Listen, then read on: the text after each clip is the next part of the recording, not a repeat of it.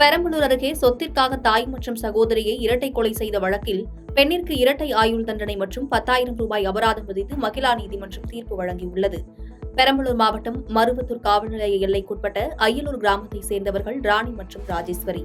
இவர்கள் இருவரும் வாயில் நுரையுடன் வீட்டில் இறந்து கிடந்ததாகவும் இறப்பில் சந்தேகம் இருப்பதாகவும் கூறி காவல் நிலையத்தில் புகார் அளிக்கப்பட்டது. இந்த புகாரின் பேரில் வழக்கு பதிவு செய்து விசாரணை மேற்கொள்ளப்பட்டது. இவ்வழக்கினை விசாரித்த காவல்துறையினர் இறந்த ராணியின் மகளான வள்ளி என்பவரை விசாரணை செய்தனர். அதில் அவர் மீது சந்தேகம் ஏற்பட்டு மேலும் நடத்திய விசாரணையில் வள்ளிதான் சொத்திற்காக தனது அம்மா மற்றும் தங்கை ஆகிய இருவரையும் விஷம் வைத்து கொலை செய்தது தெரியவந்துள்ளது. இந்நிலையில் பெரம்பலூர் மாவட்ட மகிழா நீதிமன்றத்தில் இந்த வழக்கு விசாரணைக்கு வந்தது. வழக்கின் குற்றம் நிரூபிக்கப்பட்டதால் வள்ளிக்கு இரட்டை ஆயுள் தண்டனையும் 10,000 ரூபாய் அபராதமும் விதித்து பெரம்பலூர் மாவட்ட மகிழா நீதிமன்ற நீதிபதி தீர்ப்பளித்து உத்தரவிட்டுள்ளார்.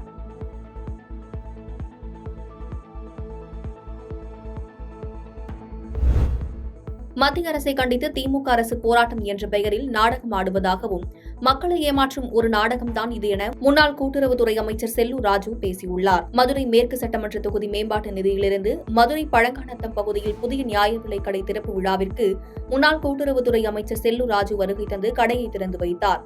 அதனைத் தொடர்ந்து செய்தியாளர்களை சந்தித்து பேசிய அவர், மத்திய அரசை கண்டித்து திமுக அரசு போராட்டம் என்ற பெயரில் நாடகம் ஆடுவதாகவும் மக்களை ஏமாற்றும் ஒரு நாடகம்தான் இது என காட்டமாக பேசினார். மேலும் 3 வருடம் அம்மா உணவகத்திற்கு எந்த நிதியும் கொடுக்கவில்லை எனவும் உள்ளாட்சித்துறை சார்பில் அம்மா உணவகம் செயல்பட்டது என்றும் சாடினார்.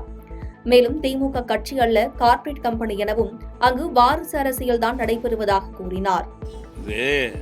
அவர் சும்மா நாடகம் ஆடுறாங்க. இப்போ வரும்போது பார்த்தேன் ஆர்ப்பாட்டம் பண்ணுறாங்க, ஒரு ஆளுங்கட்சி ஆர்ப்பாட்டம் பண்ணுறாங்க. இதெல்லாம் மக்களை ஏமாற்றுறதுக்கு ஒரு நாடகம்தான். இந்த ஊராட்சி பகுதியெல்லாம் பூரா கூட்டம் நடத்தினார் நம்ம முதலமைச்சர் எதிர்கட்சி தலைவராக இருக்கும்போது. வாங்க, நான் முதலமைச்சரானா என்னை வருஷம் பூரா எப்போ வேணாலும் சந்திக்கலாம், கோட்டைக்கே வரலாம் இடத்துக்கு. யார் போய் இது வரைக்கும் சந்திச்சிருக்கா? யாருமே சந்திக்கலை. 7-8 ஆண்டுகள் தமிழகத்துக்கு நிதியே ஒதுக்கப்படலை. அப்போ இவங்க என்ன செஞ்சாங்க? இந்த மாதிரி ஆர்ப்பாட்டம் பண்ணாங்களா? மத்தியில் திமுகவை பொறுத்தளவுக்கு திமுகவை பொறுத்தளவுக்கு அந்த குடும்பத்தை தான் நலமாக இருக்குன்னு நினைப்பாங்க. அவங்க கட்சி மட்டும்தான் பார்ப்பாங்க, மற்ற எதையும் பார்த்ததே கிடையாது. பெண்களின் புகைப்படங்களை தவறாக பயன்படுத்தி சமூக வலைதளங்களில் பதிவேற்றம் செய்தவரை சைபர் கிரைம் காவல்துறையினர் கைது செய்தனர். மதுரை மாவட்ட காவல் நிலையத்திற்கு உட்பட்ட பகுதியைச் சேர்ந்தவர் அவரது குடும்பத்தில் உள்ள பெண்களின் புகைப்படங்களை தவறாக பயன்படுத்தி சமூக வலைதளங்களில் பதிவிட்டுள்ளதாக பெறப்பட்ட புகாரின் அடிப்படையில் மதுரை மாவட்ட சைபர் கிரைம் காவல் நிலையத்தில் வழக்கு பதிவு செய்யப்பட்டு குற்றவாளியை கண்டுபிடிக்க தனிப்படை அமைத்து தீவிர விசாரணை மேற்கொள்ளப்பட்டு வந்தது. இந்நிலையில் திருப்பூர் மாவட்டம் ஆத்துப்பாளையம் பகுதியைச் சேர்ந்த சூர்யா என்பவரை கைது செய்து விசாரணை நடத்தியதில் பெண்கள் சமூக வலைதளங்களில் பதிவு செய்யும் புகைப்படங்களை எடுத்து அதில் வேறு பெண்களின் புகைப்படங்களை ஆபாசமாக செய்து பதிவேற்றியிருப்பது தெரியவந்தது. இதனைத் தொடர்ந்து தனிப்படை போலீசார் அவரை கைது செய்து நீதிமன்ற காவலுக்கு அனுப்பி வைத்தனர்.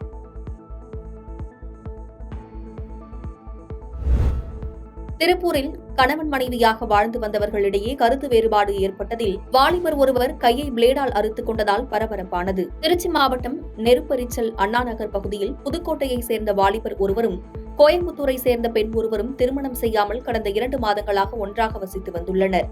இந்நிலையில் இருவருக்கும் ஏற்பட்ட கருத்து வேறுபாடு காரணமாக அந்த பெண் கோயம்புத்தூர் செல்வதற்காக திருப்பூர் புதிய பேருந்து நிலையத்திலிருந்து கோவை பேருந்தில் ஏறி சென்றுள்ளார்.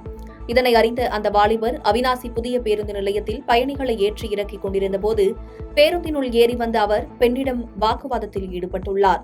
அந்த சமயத்தில் யாரும் எதிர்பாராத விதமாக பேருந்துக்குள்ளேயே பிளேடால் கையை கீறிக் கொண்டுள்ளார். இதனால் பயணிகள் அலறியடித்து கூச்சலிடவே பேருந்து நடத்துனர் அவிநாசி காவல் நிலையத்தில் பேருந்தை நிறுத்தி அவர்களை இறக்கிவிட்டார். உடனடியாக அவரை மீட்ட காவல்துறையினர் அந்த பெண்ணின் விவரங்களை சேகரித்து உறவினர்களுக்கு தகவல் கொடுத்தனர்.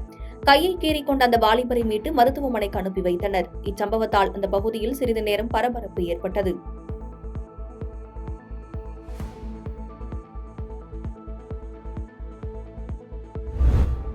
நத்தத்தில் செயின் பறிப்பில் ஈடுபட்ட 17 வயது சிறுவன் உள்பட 2 கைது செய்யப்பட்டுள்ள சம்பவம் அதிர்ச்சியை ஏற்படுத்தியுள்ளது.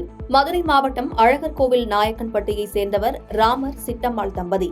இவர்கள் இருவரும் திண்டுக்கல் மாவட்டம் கொரசினம்பட்டி என்ற ஊருக்கு சென்றுவிட்டு இருசக்கர வாகனத்தில் நத்தம் மதுரை தேசிய நெடுஞ்சாலையில் பள்ளப்பட்டி பிரிவு மேம்பாலத்தில் சென்றுள்ளனர். அப்போது பின்னால் இருசக்கர வாகனத்தில் வந்த அடையாளம் தெரியாத இருவர் வாகனத்தை மறித்து சிட்டம்மாள் கழுத்தில் அணிந்திருந்த 2 பவுன் தங்கச் சங்கிலியை பறித்து சென்றனர்.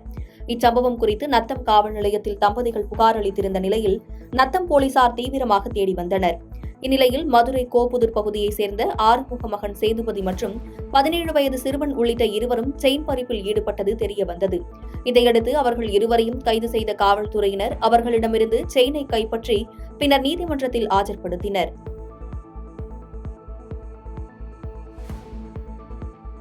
பாதகம் செய்பவரை கண்டால் நாம் பயங்கொள்ளலாகாது பாப்பா, மோதி மிதித்து விடு பாப்பா, அவர் முகத்தில் உமிழ்ந்து விடு பாப்பா.